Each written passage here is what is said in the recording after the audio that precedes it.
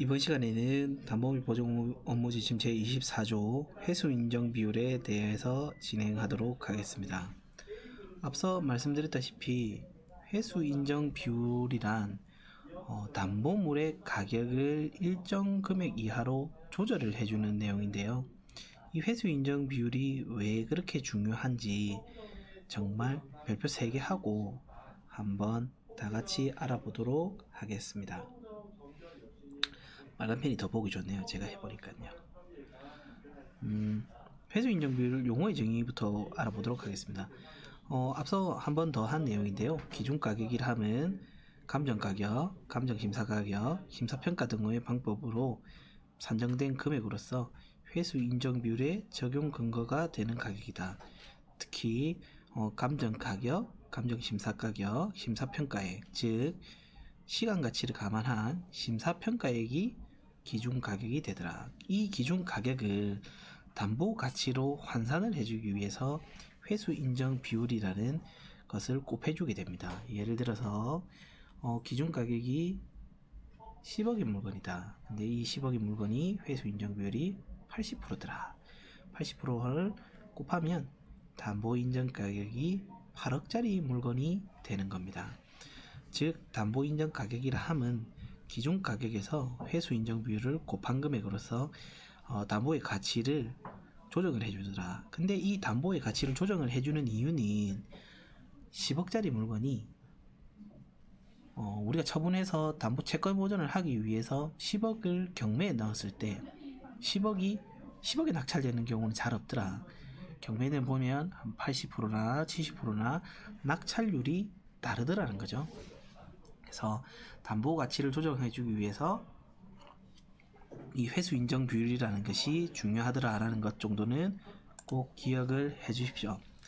그래서 80%를 두고 담보 인정 비율 8억으로 정해졌다 하면 실담보 적용가액을 산정을 하게 됩니다. 여기에는 담보 인정 가격에서 선순위 채권이라 하면 타행 설정, 임금 채권, 소액 임차 보증금을 당행 담보 채권보다 우선하는 선순위 채권을 차감한 금액을 실담보 채권이라 하며 실담보 적용가와 설정액 중 작은 금액을 우리는 담보 유효가로 표현을 하고 있습니다. 만약에 이 케이스에 보면 10억짜리 물건의 회수 인정 비율이 80%인데 담보 인정 가격이 88억인 겁니다. 그러면 선순위 채권이 임금 채권 1억에 소액 보증금 1억에 타행 금융기간 설정이 없다고 하면 선순위 채권이 2억이 되고 실담보 적용가액은 6억이 되는 겁니다. 그렇다면 실담보 적용가와 설정액 중 작은 금액인데 기준가격 곱하기 회수 인정 비율이 될 것이며 담보 인정 가격에서 선순위 채권을 빼면 실담보 적용가액이 되더라. 이 프로세스를 기억을 해주시고 차주별 담보요표를 다시 보도록 하겠습니다. 빌딩이고 본부고요. 면적은 다음과 같고 감정평가 금액은 127억, 감정심사 금액은 127억, 시간가치를 감안한 심사평가액은 130억입니다. 요 세 개가 합쳐서 기준 가격이고요. 이 기준 가격은 130억 정도 되겠네요. 130억을 회수 인정 비율인 80%로 조정을 해주면 담보 인정가액 104억이 나오고 여기서 선순위 공제액을 차감을 해주더라. 차감을 해주는 게 14억 9,900입니다.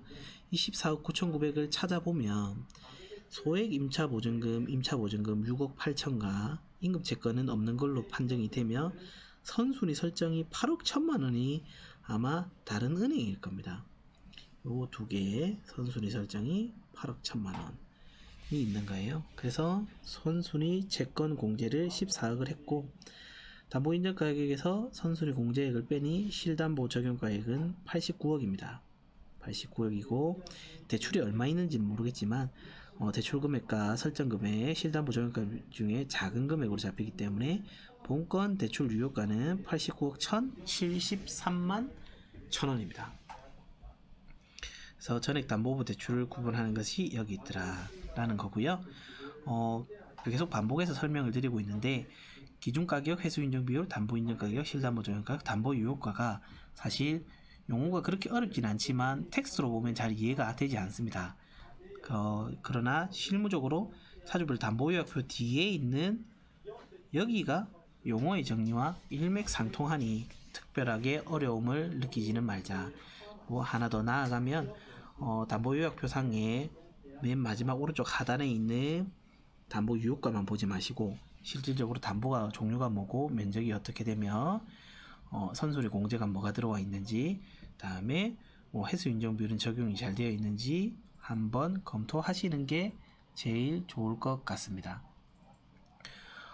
이번 파트에서 지금 주의 깊게 보는 게 지금 회수인정 비율이지 않습니까? 회수인정 비율.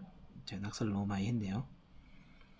회수인정 비율인데 이 회수인정 비율을 별표 3개 하고 한번 보시면 담보 가치를 조정을 해준다는 거죠. 왜냐? 경매에 들어가면 낙찰이 다 안 되니까. 그래서 예전에는 제가 대출 처음 볼 때 2011년부터 2018년 상반기까지인데요. 이때는 회수 인정 비율이 고도화가 조금 덜 되어 있었어요. 그래서 2018년도에 지역별 부동산 종류별 실제 낙찰가율을 반영한 회수 인정 비율을 정리를 했습니다. 그래서 2018년 4월 16일 문서고요. 예전에는 이게 나오기 전에는 부산에 있는 대지와 전라도 벌교, 강원도에 있는 대지의 회수 인정 비율이 거의 비슷했어요. 근데 이렇게 하다 보니까 낙찰률이 들쑥날쑥인 거예요. 낙찰률이 어떤 거는 높았다, 어떤 거는 낮다. 그래서 담보관리상의 리스크가 있더라. 그래서 빅데이터죠, 빅데이터. 법원, 경매의 물건을 빅데이터를 활용해서 회수 인정 비율을 개정을 하였는데, 요거를 살펴보면 지역별, 부동산 종류별 회수 인정 비율입니다. 보시면 대지, 공장용지, 임야, 아파트 쭉 있는데 잘 볼게요. 자자자자, 대지죠? 죄송합니다. 대지 보이시나요? 대지인데 대지만 놓고 보시면 부산가의 나의 80%인데 요 끝에 보시면 대전에 있는 대지는 70%고요. 경기도에 있는 대지는 65%인데 또 지역을 가와 나로 구분을 해놨습니다. 보시면 또 충남에 있는 대지는 충남가는 65%, 충남나는 70%인데요. 지역을 굉장히 세분화해서 쪼개놔서 회수 인정 비율을 다 다르게 분류를 해놨더라. 이 용도별, 담보 종류별 회수 인정 비율을 지역을 한 번 더 괜찮은 지역과 괜찮지 않은 가구역과 나구역으로 나눠서 회수 인정 비율을 정해놨다는 게 제일 중요하고요.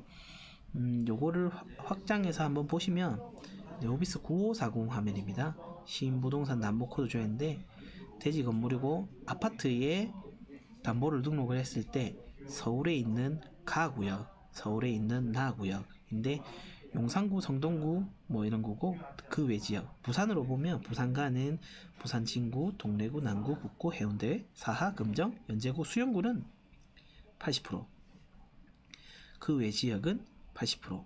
이게 두 개 같을 수도 있고 아닐 수도 있다. 그렇기 때문에 항상 담보물을 봤을 때는 공부상 용도를 보고 담보의 종류를 정하시고, 담보의 종류가 정해지면 네오비스 9540 화면에서 해당 회수 인정 비율을 산정하셔서 담보 평가를 하셔야 합니다.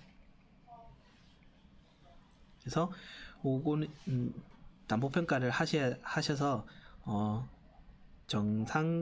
정당하게 담보 비율을 조정을 해서 리스크 관리를 해주셔야 됩니다.